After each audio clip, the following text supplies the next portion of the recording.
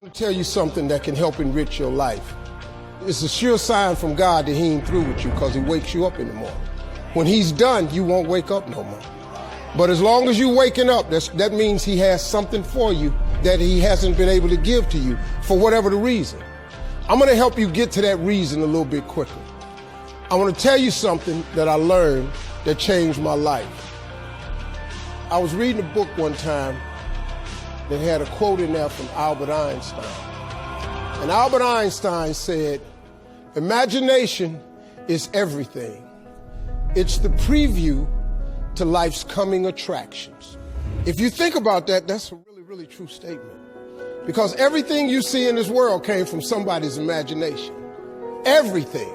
Somebody was talking on the phone one day, on that wall phone, connected to the cord, and tried to walk, and it didn't go no further.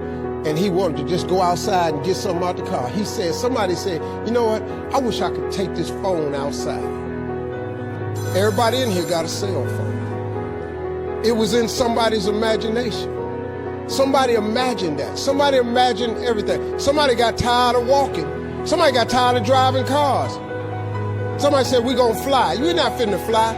Everybody in here have been on a plane. See, your imagination is the evidence of things not seen. You know why they call it the evidence of things not seen? Your imagination, you're the only one who can see it. You're the only one who can see it. See, so all this stuff you've been imagining was not some hocus pocus. When you imagine stuff, it's actually God showing you a preview of a coming attraction he has for you. That's what your imagination is. Why do you keep imagining yourself with a second home? Because God wants you to have a second home. Why do you keep imagining yourself in a supervisory capacity on another job? Because God really wants you to have that. Why you keep dreaming of opening a business one day? That's because that's what God really got for you. And he put it in your imagination. The problem with your imagination, though, is you tell it to the wrong people. If you want to kill a big dream, tell it to a small-minded person. You can't, oh man. Think about this in your life. How many times have you had this really incredible idea and you took it to your family and your friends?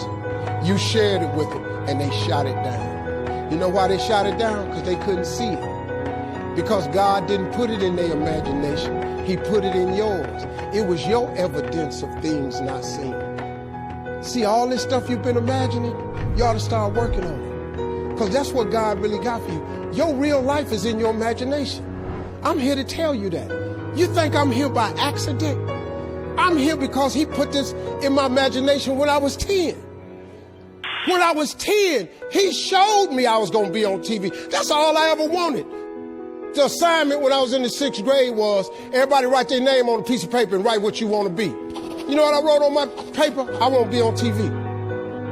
Now, the problem I had, though, was I used to suffer with a serious stuttering problem. I couldn't talk outside my house. I stuttered for years. I flunked out of school. I'm on my 3rd marriage. I lost everything I ever owned twice. I've been homeless and lived in a car for 3 years. But at 10, though, I wrote on a piece of paper, I want to be on TV. So the teacher went around the room and read everybody's paper. She had you stand up when she called your name.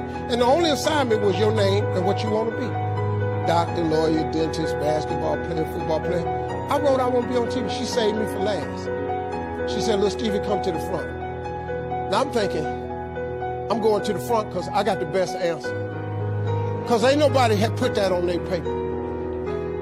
She called me to the front. I'm thinking I'm finna give me a gold star. But I was wrong about that. She called me to the front to humiliate me. First of all, you know I can't talk. I suffered with stuttering stammer so bad, man.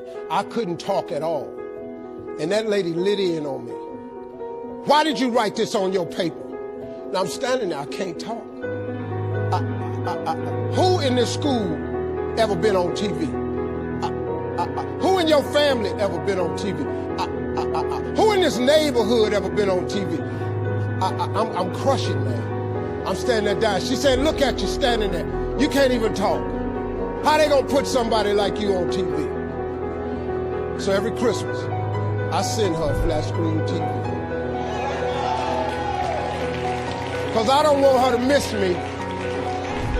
I do not want her to miss not now episode of me. Because I wanted her to see what God had done for me. The fact that you couldn't see it, it wasn't for you to see. He put it in my imagination. But after 3 years of homelessness, losing everything I ever owned twice, suffering through flunking out of school, go home and cut your TV on. That little boy with the stuttering problem, he all over that TV. You can't cut your TV on. You can't cut your TV on not now day of the week, and you don't see that little boy. That little boy with the stuttering problem is all over that TV because God put it in my imagination. All I did was hang on to that thought. I just kept hoping. I just kept hoping that what I wrote on the paper would come true. A lot of times it wasn't about no faith. I didn't believe it sometimes. When you homeless and living in the car, how you see yourself as a TV star? But I just kept hanging on there. Because my mama was a Sunday school teacher. I kept hearing her say, God,